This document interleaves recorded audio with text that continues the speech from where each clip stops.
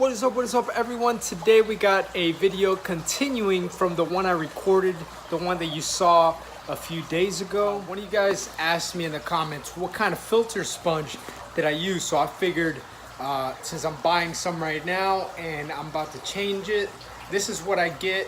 Make sure it's not that fungus proof or whatever, so there's no chemicals, and I put in my filter. What I do is I just unwrap the whole thing, fold it in like into like three, and just plop it on top. I'm gonna show you guys how it's set up, and I'll show you guys how I put this on. So usually kind of just throw this to the side. These guys I save and I put these back on top. So I put these to the side. Just the black ones are the ones that I save. But you guys see that stuff in the middle? This is all old stuff, and this is the new pad. Well, not new, but this is the pad that we'll be replacing with the new pad. And we'll save maybe 2, 3, or 4 of these pieces, put them on top just to keep everything going. And yeah, that's it, guys. Wind it up like a sack. It's kind of heavy. I don't know if I'm gonna be able to get it with one hand, but yeah, you guys get the point. Just like that, get it out.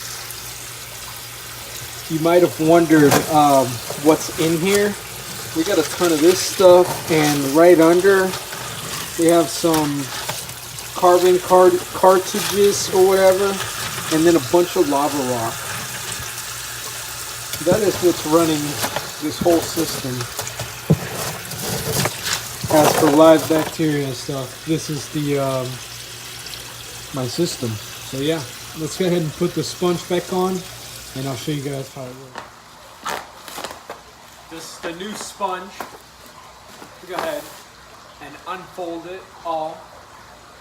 I get the medium one because there's no point in getting the large one. But kind of unfold it like this. This is enough, and I fold it in half. And then I kind of just stuff it like this, and then I fold the corners in. Let me show you guys how we do that. So as you guys can see, we got it kind of like this. And what I like to do now is just, you see these taller corners, kind of just fold them in with themselves, kind of like that, and just make the bottom thick, just like this. And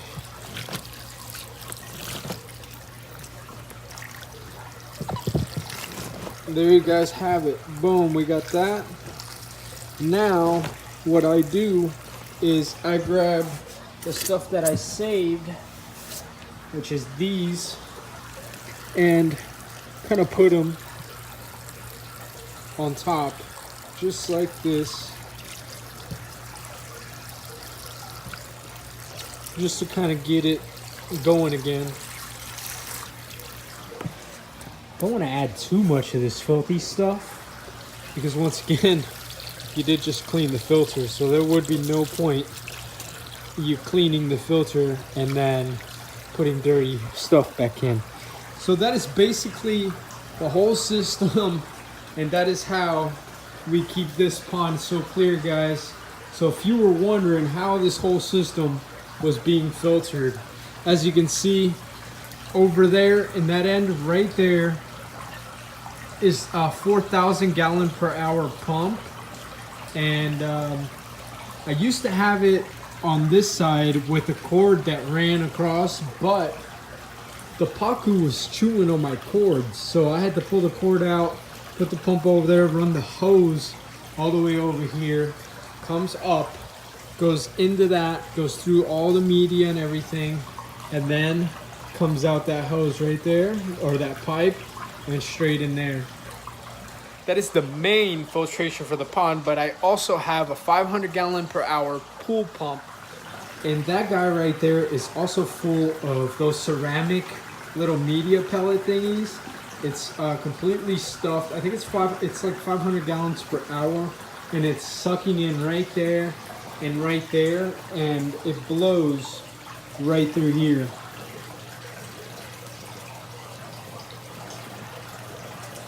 So that's it. we got a little flow this way. Over there we also have a piece of acrylic. So what I did is I put the heaters and everything behind the acrylic so they can't get to the wires, and I stuck a wave maker that shoots current this way, so everything's kind of circulating as much as possible.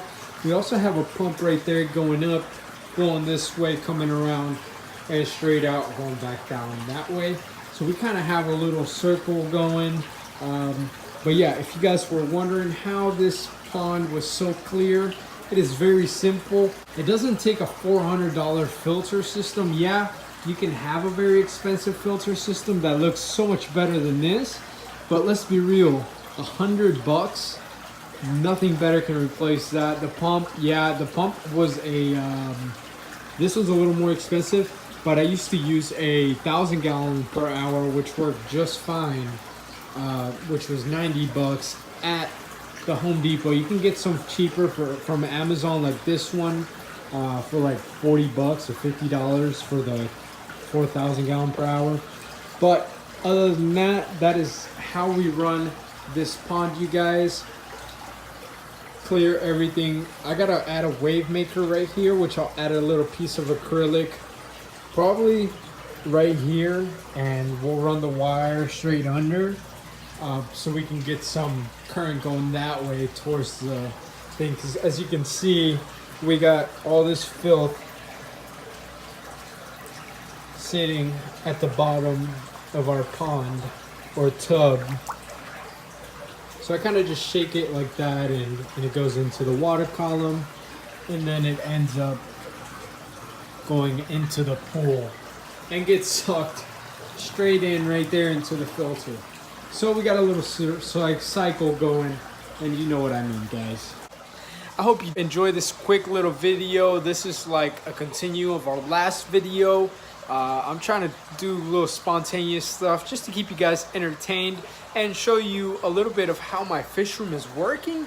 Let me know if you guys want a few tips on how my fish room, how I do it the DIY style. I kind of got everything going as cheap as possible. Got one air pump for all my tanks. I try to keep everything as cheap as possible, trying to spend the least on stuff so I can spend more on fish and medicine or whatever they might need when they need it, guys. So stay tuned. Leave a comment down below if you really enjoyed videos like this. Leave a like, don't forget to do that also, and I'll see you in the next video, guys. Peace.